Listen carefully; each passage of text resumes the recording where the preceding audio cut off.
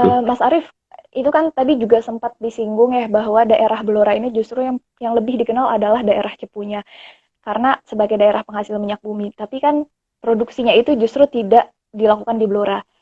Lalu untuk dana bagi hasilnya ini otomatis menjadi kecil. Jadi kira-kira apa sih yang akan diupayakan terkait hal itu? Jadi beberapa kaukus NGO, LSM ini sudah kemarin mengajukan judicial review ya terkait dana bagi hasil. Assalamualaikum warahmatullahi wabarakatuh. Selamat malam. Saya Sarah Monika, senang sekali berjumpa kembali dengan kawan-kawan bercerita, berbagi cerita di balik berita. Kita sudah memasuki episode 27 tanpa terasa. Dan malam ini kita akan membicarakan mengenai menggali potensi unggulan daerah. Dan daerah yang akan kita diskusikan adalah daerah Blora.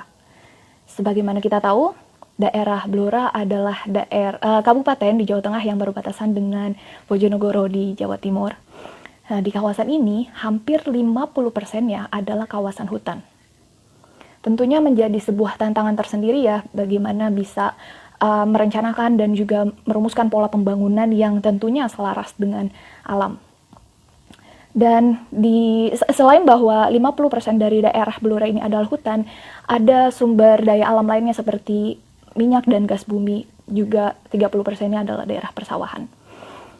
Menurut data BPS, daerah Blora ini nilai produk domestik regional brutonya adalah sekitar, pada tahun 2019 adalah 18,3 triliun, dan merupakan kurang lebih memberikan kontribusi sekitar 20% terhadap perekonomian di Provinsi Jawa Tengah. Lalu kira-kira apa sih prestasi dari Blora ini yang bisa berkontribusi untuk Indonesia, dan apa saja kira-kira potensi daerahnya yang bisa dikembangkan sehingga Blora menjadi sebuah daerah yang unggul dan berdaya saing. Kalau gitu langsung saja kita undang Bapak Wakil Bupati Blora, yaitu Bapak Arief Rohman, atau biasa dipanggil dengan Mas Arief, untuk kita ajak berbincang-bincang di Bercerita 27 ini. Halo, selamat malam Pak Wabub. Malam Mbak. Ya, jelas ya Pak suara saya? Iya, jelas. Baik, terima kasih sebelumnya Pak Arief Rohman sudah bersedia menjadi narasumber kami di Bercerita 27. Kami mengundang Bapak untuk membicarakan bagaimana sih menggali potensi unggulan daerah dari daerah Blora yang menjadi wilayah kekuasaan Bapak saat ini. Dan tentunya, oh iya sebelumnya saya harus tanya dulu nih gimana kabar Pak Arief, atau biasa di sana dipanggilnya Mas Arief ya? Saya manggilnya Bapak atau Mas. Boleh. Oke, saya delay tidak, Mas? Agak. Suara saya delay. Oke, ya sebentar. Kayaknya dari sudah ya. Sudah jelas. Saya takut dari headsetnya soalnya agak kresek-kresek. Ya. Baik, kalau gitu saya mau ini Pak, mulai kita bisa berbincang-bincang mengenai kan Mas Arief ini sudah menjabat sebagai wakil bupati sejak tahun 2016 hingga sekarang ya tahun 2020. Dan sebelumnya juga pernah berpetualang di Jawa Timur, lalu menjadi staf sus menteri di Jakarta, bahkan menjadi anggota DPRD di Provinsi Jawa Tengah.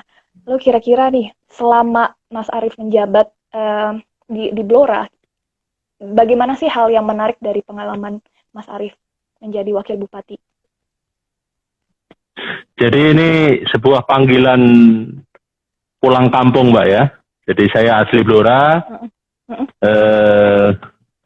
berkelana di Jakarta, jadi pengalaman di Jakarta di staf di DPR, terus staf khusus menteri, terus kemudian DPRD provinsi, terus oleh masyarakat Blora dipercaya untuk menjadi wakil bupati, dan alhamdulillah kemarin dipercaya untuk pemilihan bupati menjadi Bupati Blora. Wih, selamat. Jadi kemarin Pilkada 2020 terpilih ya? Iya, kemarin diamanai oleh masyarakat Blora untuk menjadi bupati, tapi pelantikannya masih Februari tanggal 17. Jadi banyak Oh iya ya. hal yang harus eh, dijalankan ya. Istilahnya Tentunya. masyarakat Blora banyak berharap ada perubahan di Blora ini. Ya. Jadi mereka mempercayakan kepada kami untuk menjadi bupati, untuk memberesi PR-PR yang dihadapi di Blora. Jadi ada beberapa persoalan yang memang kita hadapi. Mungkin banyak yang belum tahu Blora itu mana. Blora mana, tahu nggak? Blora, tahu sih Pak. Blora itu perbatasan dengan Bojonegoro kan? iya. Tadi. Tapi lebih terkenalnya Cepu ya. Oh, Kalau Cepu, iya. Tahu Pak. Cepu itu padahal kecamatan dari Blora, tapi orang tapi lebih dikenal. mengenal Cepu. Ya, karena di Cepu ada Blok Cepu, ada Exxon segala kan ya. Ya. Jadi tantangan di Blora ini memang banyak hal yang diharapkan ada perubahan, khususnya persoalan infrastruktur. Nah, ini menjadi PR kita ke depan. Jadi infrastruktur di Blora ini yang rusak hampir 65-70% lah. Nah, jadi harapan masyarakat kemarin itu jalan, jembatan. Jalan ya? Nah, ini kondisinya ya jalan, infrastruktur jalan. Ini kemarin kami ketika mencalonkan jadi bupati, salah satu visi utamanya adalah untuk pembangunan infrastruktur. Dan juga infrastruktur jalan, jembatan, termasuk kebutuhan untuk air bersih. Ini kalau musim kemarau ini, Blora ini biasanya kekeringan. Nah, ini menjadi PR kita. Terus kemudian untuk pertanian, gimana Pak? Iya. Nah, ini untuk menarik. Pertanian. Jadi daerah Blora kan tadi Mas Arief mengatakan bahwa pada musim kemarau itu kekeringan. Padahal bukannya 50% dari daerah Blora itu adalah hutan. Harusnya ya, persediaan airnya banyak dong, Mas. Itu gimana tuh? Hutan jati. Kalau hutan jati kan kering, Mbak. Oh, oke. Iya. Ya, jadi jadi ini menjadi persoalan juga ya untuk Blora. Iya, karakteristiknya Blora ini kan daerah kering, tanahnya tanah kapur. Nah, ini dan beda dengan beberapa daerah yang mungkin yang punya hutan tapi hutannya hutan basah. Kalau di Blora ini hutannya hutan kering. Nah, jadi kendala kita memang persoalan air. Kalaupun dicari sumbernya biasanya ya nggak keluar airnya gitu. Tapi kita punya beberapa persediaan cadangan air yang nanti akan kita alirkan kepada daerah-daerah yang kering. Jadi potensi yang ada di Blora ini sebenarnya sangat luar biasa. Selama menjadi wakil bupati 4,5 tahun ini, kita sebenarnya tahu bahwa Blora ini punya potensi. Jadi Blora ini penghasil sumber daya alam jati, yang mana jatinya adalah jati terbaik di dunia, bahkan di Indonesia, bahkan dunia. Dan juga potensi kita ada migas. Nah, tadi kita dikasih alam yang separuhnya ini adalah wilayah hutan jati. Nah, yang mana nanti ke depan kita akan kembangkan untuk potensi wisata alam. Jadi ini alhamdulillah hutan jati ya, hutan jati di dalamnya itu banyak potensi yang nanti akan kita kembangkan. Ada sumur tua, ada wisata alam yang lain, termasuk wisata yang terkait dengan budaya terkait dengan ada suku Samin, ada kulinernya juga enak-enak di Blora ini. Nah, nanti pengembangannya ke depan, insya Allah di Cepu akan ada bandara Ngloram. Nah, nanti untuk akses masuk ke Blora, selama ini orang masuk Blora kan nanggung. Nah, jadi istilah orang Jawa maga itu nggak mau ke Surabaya ya nanggung, ke Semarang nanggung, ke Solo nanggung. Nah, nanti kita kalau ada bandara, banyak orang datang ke Cepu, ke Blora, kita akan tawarkan potensi-potensi yang ada di Blora ini. Nah, termasuk Blora ini penghasil jagung. Nah, luasan jagungnya ini puluhan ribu hektar. Blora ini juga penghasil ternak sapi.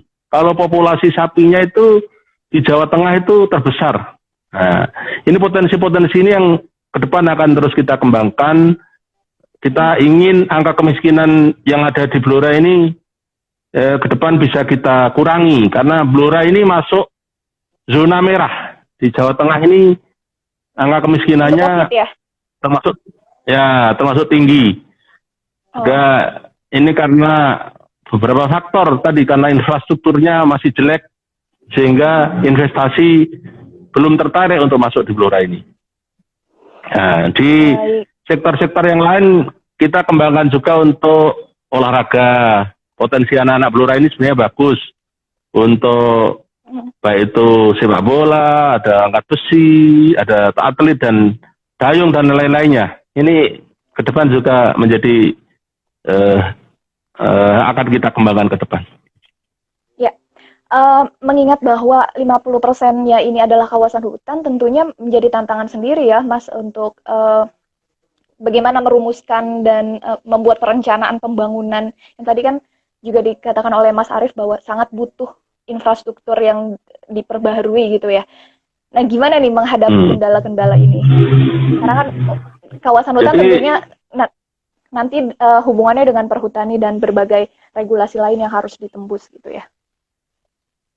Jadi memang PR kita soal infrastruktur ini harus dikoordinasikan. Nanti kita akan berkoordinasi dengan pemerintah provinsi maupun pemerintah pusat untuk bagaimana kita mohon agar untuk mengentaskan PR-PR yang ada di Blora ini harus diawali dengan pembangunan infrastruktur. Kalau infrastrukturnya jadi kalau infrastrukturnya ini kita bangun, saya yakin nanti perekonomian di Blora akan naik. Karena kita tadi punya potensi yang banyak, ketika dengan perhutani pun nanti kita bisa koordinasi kaitannya pembangunan infrastruktur di area perhutani, ini bisa kita komunikasikan. Intinya adalah fungsi koordinasi. Fungsi koordinasi, bagaimana kita berkoordinasi dengan seluruh pihak, seluruh stakeholder untuk pembangunan ruas-ruas jalan infrastruktur yang ada di Blora ini. Ya. Mas, saya penasaran dengan 4,5 tahun masa pemerintahannya Mas Arief sebagai wakil bupati di Blora, kira-kira sudah melakukan perubahan-perubahan apa itu, Mas? Dan kaitannya dengan potensi wisata dan sebagainya. Jadi kita memang kemarin mengikuti kebijakan Bapak Bupati, bahwasanya fokus pengembangan pembangunan kemarin adalah penataan perkotaan dan pasar.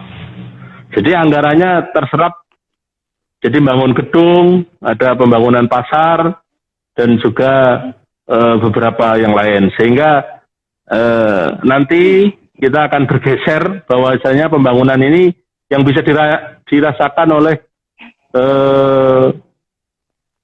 masyarakat. Dalam hal ini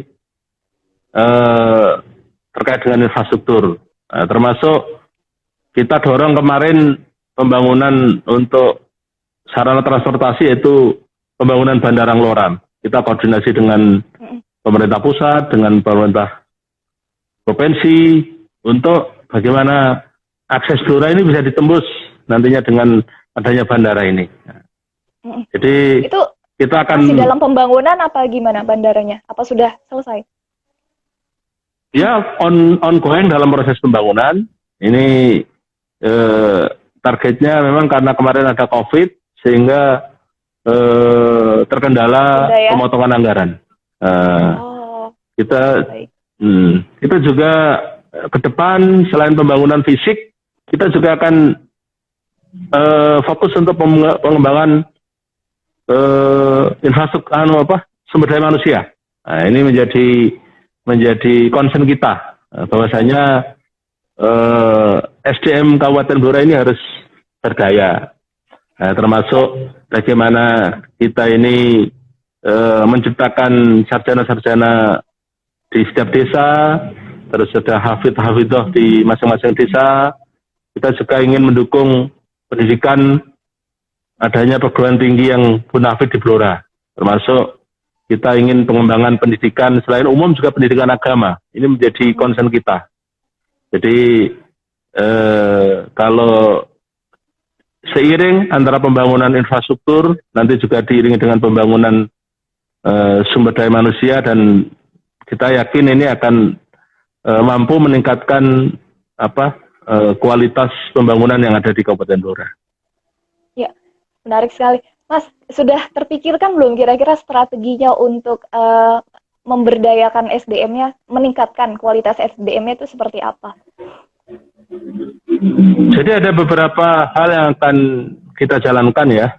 Jadi kita ingin pemuda-pemuda Blora yang punya potensi, yang sebenarnya dia pinter tapi tidak mampu, nanti kita kasih beasiswa. Jadi ada anak-anak Blora yang mungkin tidak punya kesempatan karena dia dari keluarga tidak mampu, sehingga tidak bisa melanjutkan kuliah. Nah, nanti kita dorong agar mereka ini SDM-nya meningkat, pemerintah harus hadir memberikan beasiswa untuk anak-anak kita ini. Termasuk juga bagaimana peningkatan mutu kualitas tenaga kesehatan. Kita ingin jumlah dokter spesialis yang ada di Blora ini bisa kita kasih beasiswa agar dia mau kembali lagi untuk ke Blora, untuk mengabdi di Blora. Nah, ini coba dokter-dokter kita yang masih muda nanti kita coba kerjasamakan dengan perguruan tinggi untuk bisa disekolahkan di dokter spesialis, karena SDM bidang kesehatan ini jumlahnya masih kurang. Karena kita berencana membangun rumah sakit di wilayah Blora bagian selatan dan juga wilayah barat, khususnya wilayah selatan. Ini kaitannya kesehatan ini masih minim. Terus kemudian di bidang pendidikan keagamaan juga tadi kita dorong untuk spiritualnya, kita dorong yang mau menghafalkan Al-Quran atau yang mau ngaji, kita akan kasih beasiswa juga. Jadi bagaimana kita menyeimbangkan antara pendidikan istilahnya dunia dan akhirat gitu. Nah, jadi termasuk mungkin anak-anak kita yang di SMA karena tanggung jawabnya provinsi, nanti kita koordinasikan. Termasuk anak-anak kita yang di SMP, istilahnya terkait dengan sumber daya manusia ini kita harus menyiapkan dari sekarang. Ya, ya, betul sekali, karena ini lebih fundamental ya sebenarnya pembangunan SDM dibanding pembangunan infrastruktur. Meskipun itu juga penting, tapi problem di daerah kan banyak sekali yang sebenarnya pemuda-pemudi yang sangat potensial secara kecerdasan maupun kreativitas dan skill, tapi mereka memilih bekerja di luar tempat tinggalnya karena mungkin tidak ada pekerjaan di sana. Kan jadi malah ini yang menjadi ya itu jadi potensinya justru tidak membangun di daerah dia, dan barangkali ini juga menjadi masalah di Blora. Jadi kaitannya lapangan pekerjaan ini menjadi perhatian kita juga. Kita harus menciptakan bagaimana kemudahan-kemudahan investasi dengan potensi yang kita miliki. Nanti bagaimana kita menarik investor untuk berinvestasi di Blora sehingga ada lapangan pekerjaan baru. Selain itu juga kita mendorong adanya potensi-potensi pengembangan UKM.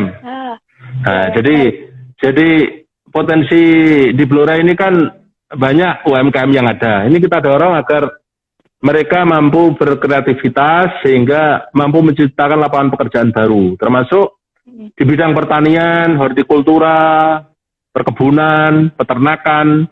Ini juga kita dorong agar mampu melahirkan petani-petani atau peternak-peternak muda yang memang kita akan dampingi, ya, kita akan kursuskan untuk mereka juga mau untuk mengembangkan di sektor pertanian, perkebunan, peternakan, dan sektor-sektor yang lain. Nah, ini nanti kita akan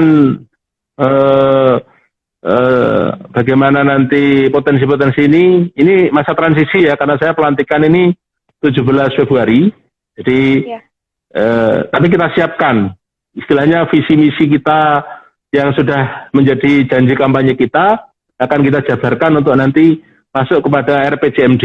Nah, ini karena masa jabatan ini secara undang-undang kita 3,5 tahun, memang kita punya waktu yang sangat sedikit untuk merealisasikan janji-janji kita. Jadi kita ingin bahwasanya tadi di bidang infrastruktur, air bersih, di bidang lapangan pekerjaan, juga untuk pertanian, bagaimana sekarang petani pada menjerit pupuk susah, ini harus kita cari akar persoalannya nanti seperti apa. Termasuk di sektor usaha, kita janji juga nanti akan membuat mall pelayan publik. Nah ini segala urusan perizinan ini bagaimana kita jadikan satu tempat. Nah, kita pengen nyontoh Banyuwangi lah, bagaimana mall pelayan publik ini mengurusi terkait dengan seluruh yang dibutuhkan oleh masyarakat maupun oleh investor. Nah, ini harus diberikan kemudahan bagaimana masyarakat kalau mau mengurus hal-hal yang terkait dengan kepentingannya ini bisa dilayani dengan baik.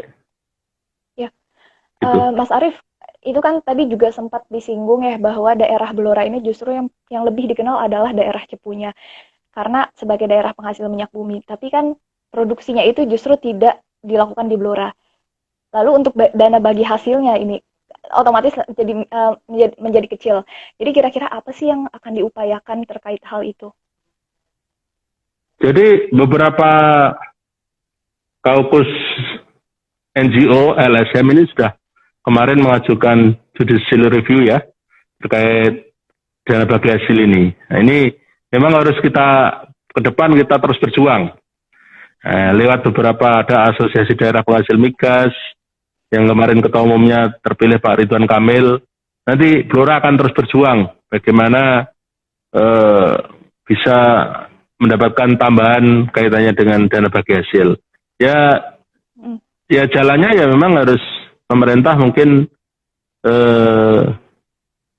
mengajukan judicial review ya untuk bagaimana Blora ini mendapatkan dana bagi hasil tambahan. Nah, sekarang ini kita ada DBH tapi dari migas ya, dari gas nilainya juga nggak banyak.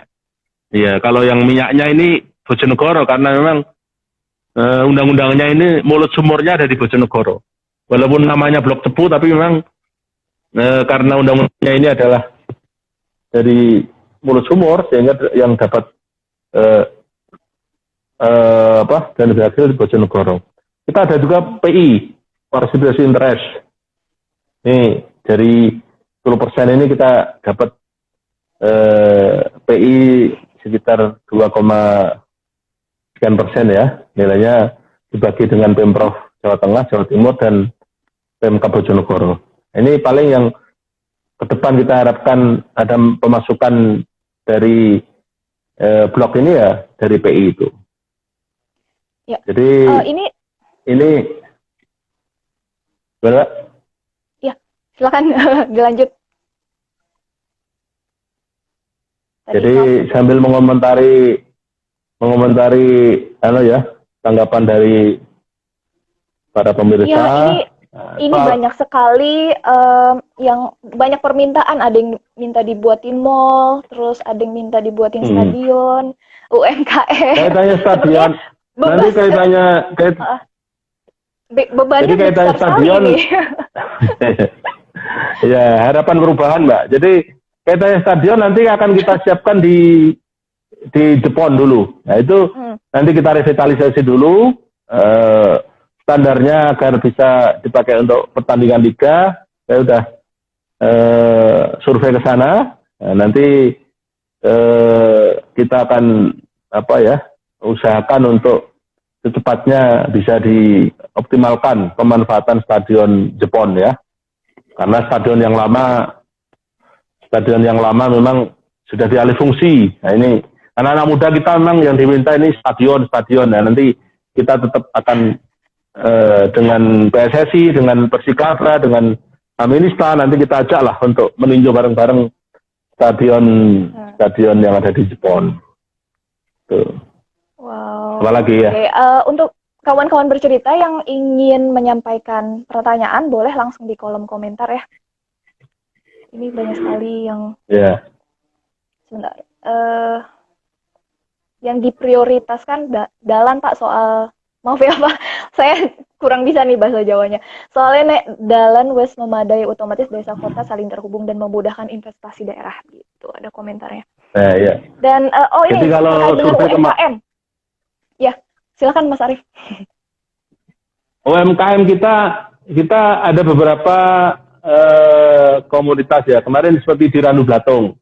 Ini UMKM yang Blora Selatan ini kita siapkan semacam sentra rumah. Nah, terus mereka berkumpul, memajang hasil UMKM-nya, dipasarkan lewat online juga. Nah, ini intinya nanti kita akan coba untuk potensi UMKM yang ada di Blora ini kita satukan. Nah, kita pasarkan, kita kasih pelatihan, mungkin juga kita akses permodalan. Nah, setelah dimodali ya tentunya bagaimana mereka dilatih untuk kaitannya pemasaran agar kita bantu untuk pemasarannya. Nah, termasuk nantinya kalau ada mall pelayanan publik ini salah satunya di sana juga menjadi ruang pamer untuk UMKM. Bayangan kita seperti itu. Jadi selain melayani masyarakat, kita juga ingin hasil-hasil UMKM yang di Blora ini bisa dipasarkan, dipajang dalam satu tempat. Kalau sejauh ini produk-produk UMKM-nya itu apa aja sih, Mas? Yang sudah macam-macam. Jadi dipasarkan. ada yang mulai dari batik, ada yang dari makanan, ada yang dari kerajinan kan penghasil kayu jati. Nah, ini souvenir itu. Terus kemudian terus kemudian ya, dan beberapa produk yang lain. Ini ada beberapa klaster UMKM yang ada. Jadi dan kreatif teman-teman ini. Tinggal nanti dibantu untuk pemasarannya nanti seperti apa. Dia sudah punya keahlian, tapi kadang kemasannya harus dilatih biar bagus ini kayak apa.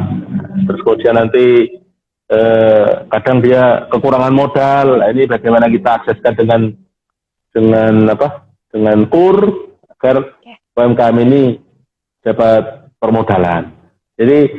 Jadi mulai dari hulu sampai hilir tentunya memang harus didampingi teman-teman UMKM ini ya.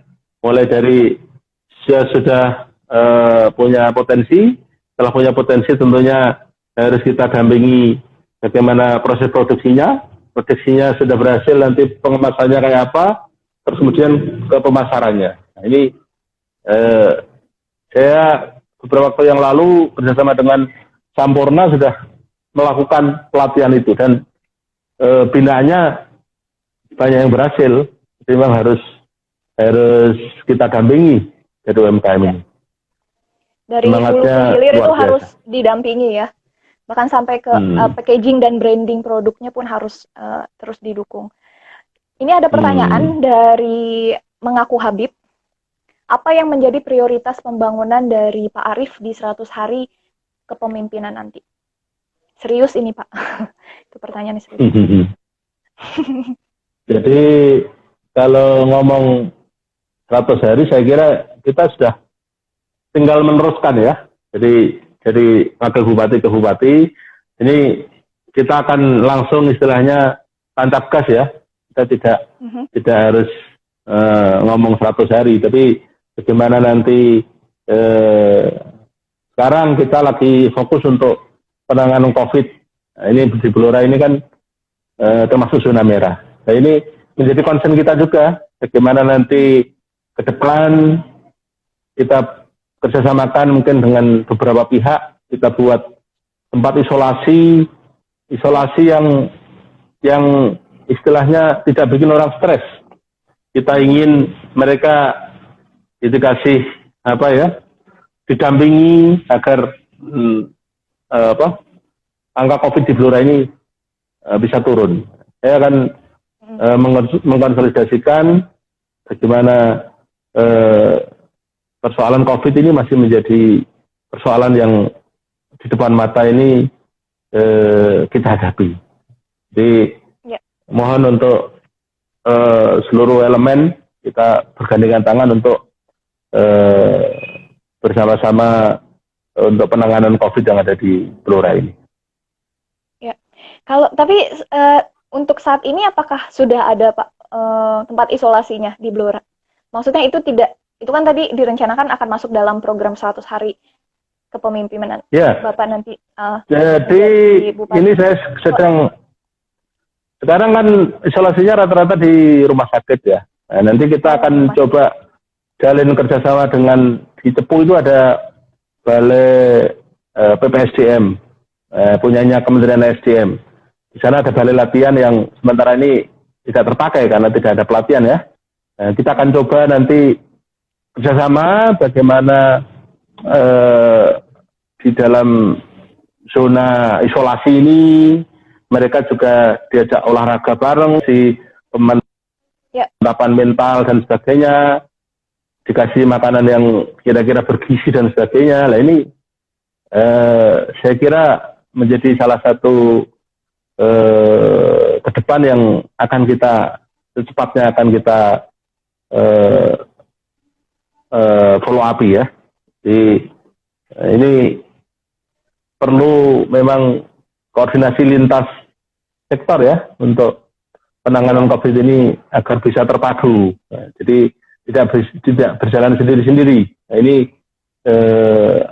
kita akan mencontoh beberapa daerah yang sukses untuk penanggulangan pencegahan COVID. Ya ini ada beberapa yang di Tulungagung itu saya kemarin lihat itu mereka ada relawan untuk penanganan COVID ini. Jadi tidak hanya pemerintah yang menangani, tapi juga keterlibatan relawan atau masyarakat yang ikut andil dalam rangka untuk penanganan COVID ini. Jadi harus bahu membahu ya, karena memang ini menjadi problem kita semua. Ya, baik. Ini banyak sekali komentarnya yang minta dibacakan oleh saya, sampai ada yang please dibacakan. Dari, baik saya bacakan ya, Mas Tony Arijayanto, jalan akses Jetakuanger ke Blora dibuat selayaknya, mau ngurus apa-apa susah. Please dibacakan. Ya, sudah didengarkan langsung oleh Pak Wabuknya. Semoga bisa direalisasikan. Ya, tadi persoalan jalan sudah kita data. Ya, jadi jalan yang rusak ini hampir sekitar 300 sampai 350 km. Nah, jadi ini harus secara bertahap. Nanti kita akan upayakan, terutama ruas-ruas jalan yang utama. Ini menjadi PR kita untuk segera kita bangun. Ya. Nah, ini jadi soal jalan ini memang menjadi banyak aspirasi masyarakat. Jadi kemarin ketika saya turun kampanye ini, permintaannya tidak mulu-mulu. Pak Arief kalau jadi bupati, nggak usah mulu-mulu, asal jalannya bagus, jalannya halus, ini kita sudah seneng Pak.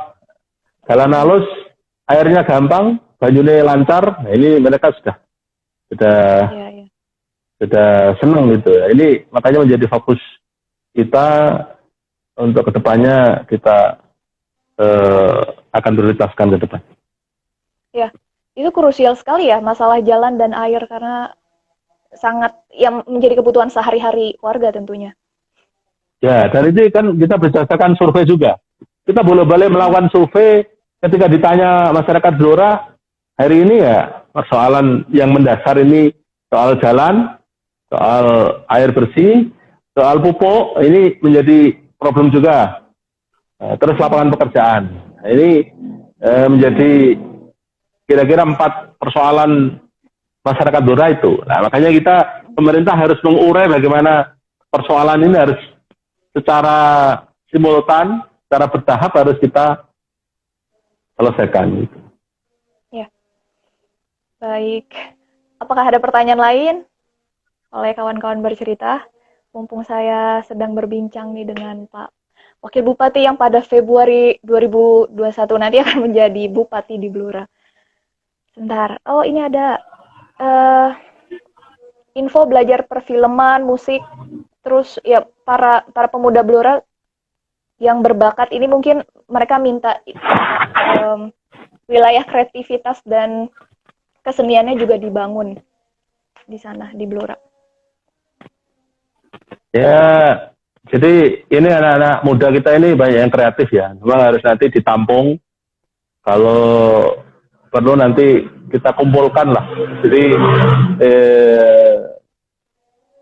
bagaimana anak-anak yang punya kreativitas ini dalam wadah milenial atau seperti apa agar hobi mereka ini pada tertampung. Baik di bidang seni, budaya maupun di bidang olahraga, terus kemudian juga di bidang yang lain. Ini saya kira nanti akan bakat-bakat terpendam ini insya Allah akan kita akomodir ke depan untuk bersama-sama memajukan Kabupaten Blora. Kalau sekarang sudah ada belum Pak semacam apa ya ruang-ruang seninya gitu di Blora untuk Ya fermentasi sudah banyak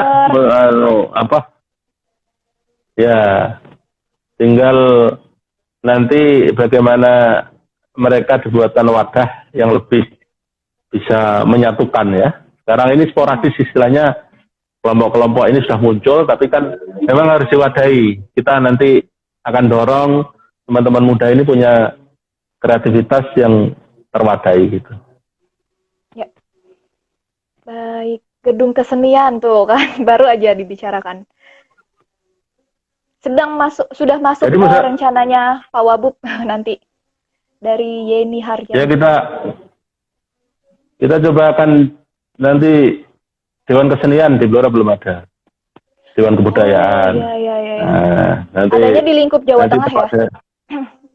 Nanti terwadai di sana ya.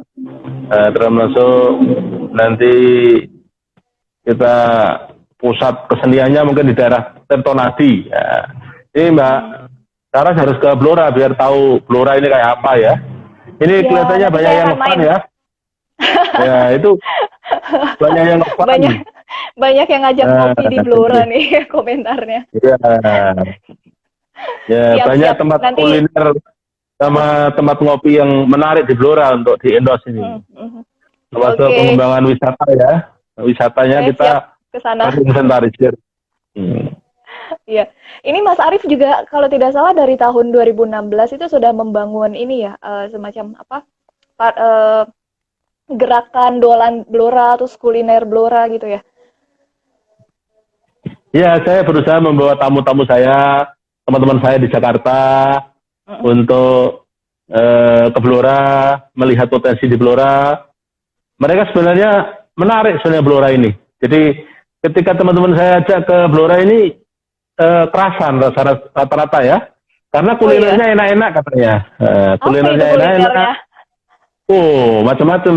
Yang khas itu ada sate Blora, ada lontong Blora, ada tetel khas Blora, ada apa lagi ya ini?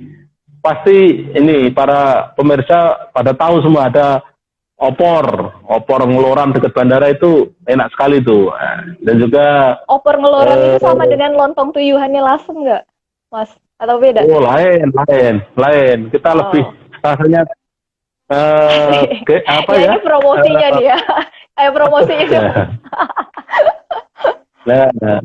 Lontong opor terenak sedunia itu. Enak sedunia ya. Waduh. Oke, siap deh. Saya sebenarnya pernah mampir ke Cepu untuk makan satenya di sana. Udah itu aja pengalaman sekali saya. Oh, tapi satenya lebih enak. Ya, jadi ada banyak sekali. Jadi butuh waktu 2 hari minimal lah untuk menikmati kuliner dan wisata di Blora ini. Oke, jadi siap diagendakan. Wisata kuliner, budaya, kerajinan ya masuk. Langsung banyak sekali ada pecel godong jati, soto kletuk, ungker. Oke deh, siap. Bentar, ada lagi maksimalkan investasi SDA aja Pak, dibarengi dengan jalan yang saling terhubung. Insya Allah Blora akan menjadi kota dengan SDA yang berkualitas.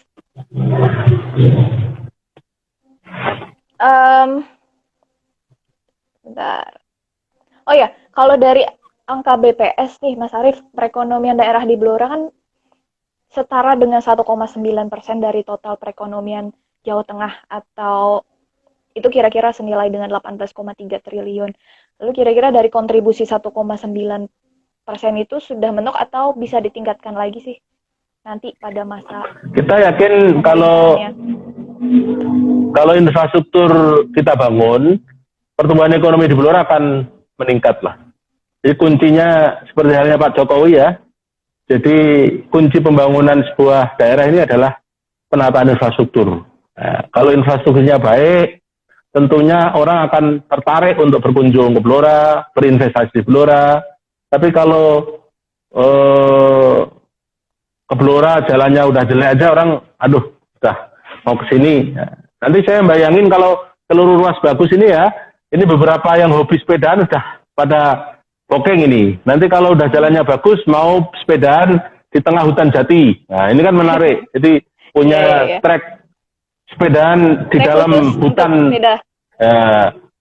Ada yang downhill, ada yang mungkin jalan halus, jalan yang jelek. Ya, tapi kita ke depan pengen menggandeng beberapa teman yang kemarin ngadain Borobudur Run. Nah, nanti kita pengen ada Blora Run atau Cepuran lah. Nah, ini saya kira menarik lah. Jadi alamnya masih alami, daerahnya masih nggak ada polusi, ya, karena separuhnya hutan ya. Tapi memang agak panas, tapi nggak masalah. Tapi saya kira ini menarik. Sekali memang. Lumayan panas di sana.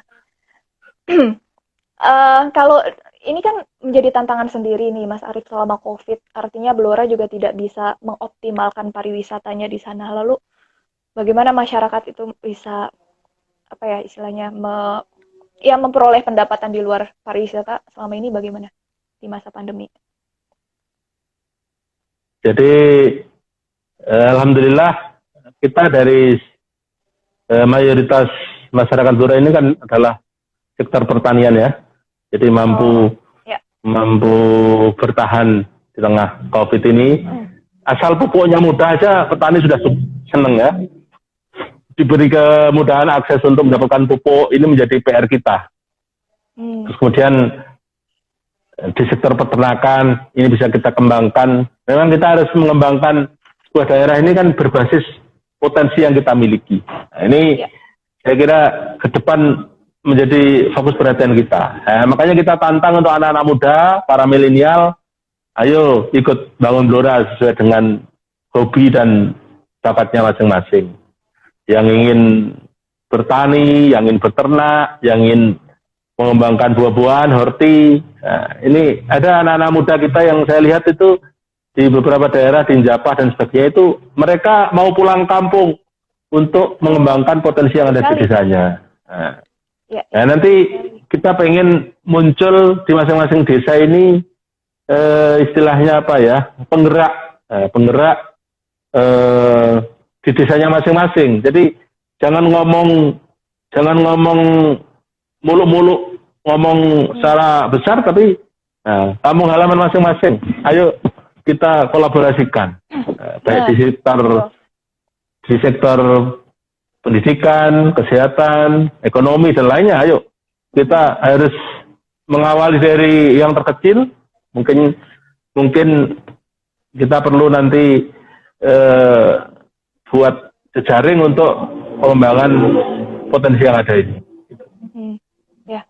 Baik, kawan-kawan Persita bisa mendengar sendiri ya tadi dari Mas Arief bahwa sebenarnya ini adalah kerja bersama gitu. Jadi jangan sekedar menuntut jalan dong Pak, terus stadion dong Pak, gedung kesenian dong Pak, tapi sendirinya juga tidak mau berkontribusi. Jadi memang sebaiknya saling bergandeng tangan ya Mas untuk sama-sama membangun Blora dengan semua potensi yang ada.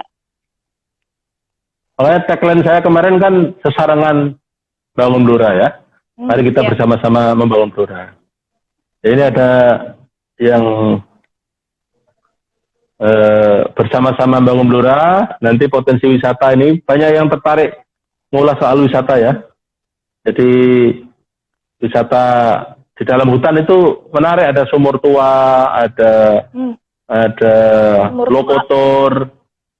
Sumur tua jadi, itu apa? Adanya di Blora, Mbak. Itu tempat wisata jadi, atau daerah petilasan?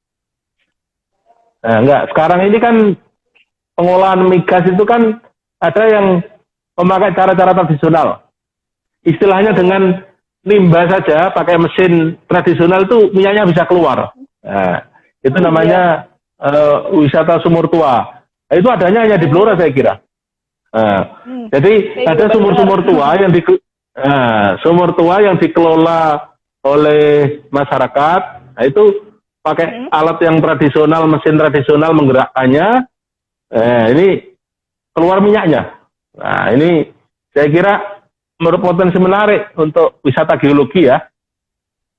Termasuk ada sumur angguk. Nah, ini pakai yang angguk-angguk itu. Nah, itu masih ada. Di Blora masih banyak. Jumlahnya masih puluhan bahkan ratusan. Nah, ini menjadi concern kita ke depan. Termasuk budaya ya. Di Blora ada namanya suku Samin. Pernah dengar suku Samin? Nah, itu di komunitasnya Samin di Blora ini banyak sekali.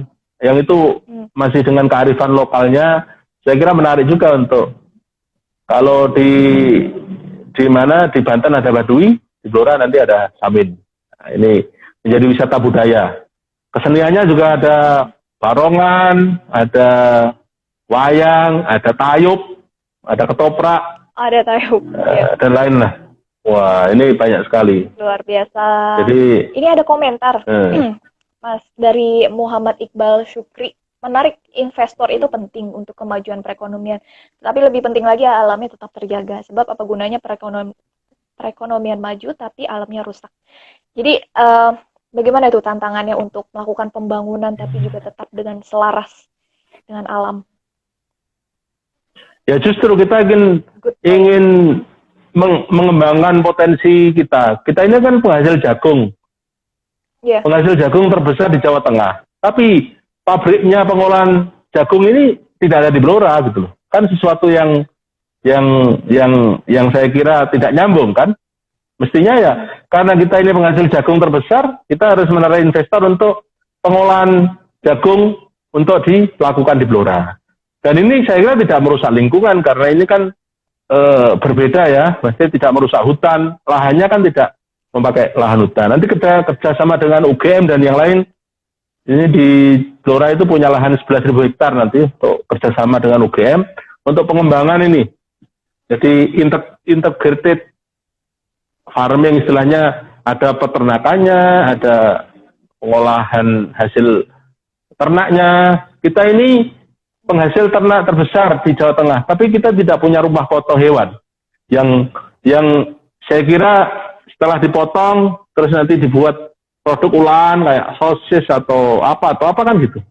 Itu mestinya ya? Berdiri di Blora. Ya. Gitu.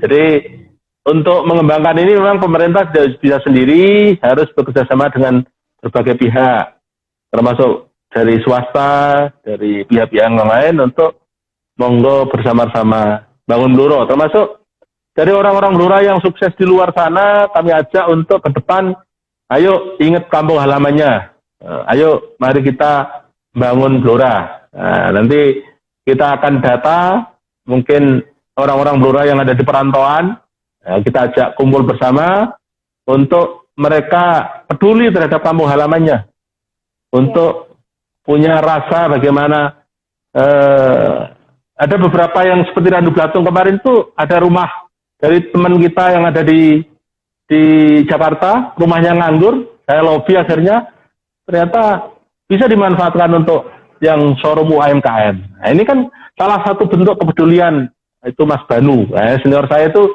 meminjamkan rumahnya untuk dibuat teman-teman berkreasi. Ini salah satu saya kira keterlibatan teman-teman kita, senior-senior kita yang ada di Jakarta ya, dan di mana-mana untuk peduli untuk kampung halamannya. Saya kira kalau semua nanti terlibat untuk memajukan Blora, saya yakin Blora ke depan akan menjadi daerah yang maju. Jadi menyebut Blora tidak terkesan daerah kering tandus lagi, tapi saya yakin menjadi daerah yang maju, masyarakatnya juga. Ya, semoga segera terrealisasikan ya, Mas Arief. Tentunya dengan berbagai tadi juga harapan-harapan dari warga yang sudah disebutkan di kolom komentar ini banyak sekali. Dan sebagai closing statement nih, penutup, boleh Mas Arif memberikan sebuah motivasi untuk anak-anak muda, terutama kawan-kawan bercerita dan barangkali yang para pemuda-pemudi yang asalnya dari Blora tapi sudah pindah keluar Blora untuk kembali membangun desanya gitu. Silakan Mas Arif. Jadi sebaik-baik manusia adalah yang bisa bermanfaat untuk orang lain. Sebaik-baik manusia adalah bagaimana mampu berkontribusi untuk pemimpin, untuk kemakmuran rakyatnya. Saya mengajak seluruh lapisan masyarakat, ayo kita sesarengan bangun Blora. Mari kita bersama-sama untuk guyup rukun, lupakan pertarungan pilkada kemarin. Pilkada sudah selesai ya. Jadi saudaraku yang kemarin Bu Umi, Bu Tuti, Mas Riza, Mas Agus, ayo mari kita bergandengan tangan untuk bersama-sama sesarengan bangun Blora. Karena tadi rakyat rindu akan perubahan dan kita harus bersama-sama rakyat untuk melakukan perubahan yang ada di Blora ini.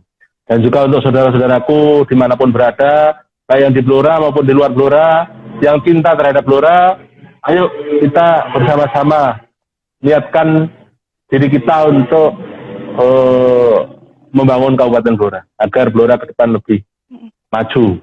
Ini tidak bisa saya lakukan sendiri, harus bersama-sama, sesarengan. Intinya itu, dan terima kasih untuk semuanya. Terima kasih juga untuk Mas Arif karena sudah bersedia menjadi narasumber kami. Ini sangat menginspirasi sekali perjalanan politiknya dan perjuangannya selama ini membangun Blora. Dan semoga ini bisa juga menjadi sebuah pelajaran berharga bagi pemuda-pemudi, kawan-kawan bercerita yang nonton live kita malam ini, agar juga punya semangat untuk berkontribusi dan menjadi manfaat bagi daerahnya masing-masing. Terima kasih Mas Arif, saya ucapkan selamat sekali lagi atas berhasil menjadi Bupati bersama juga dengan Mbak Tri Yuli ya, untuk Ibu Wakil Bupatinya. Selamat bekerja dan selamat terus memperjuangkan Blora menjadi kota yang unggul dan berdaya saing. Terima kasih. Selamat malam Mas Arif. Ya. Malam. Assalamualaikum warahmatullahi wabarakatuh. Ya, terima kasih. Salam juga dari kawan-kawan bercerita dan tim Berita Baru.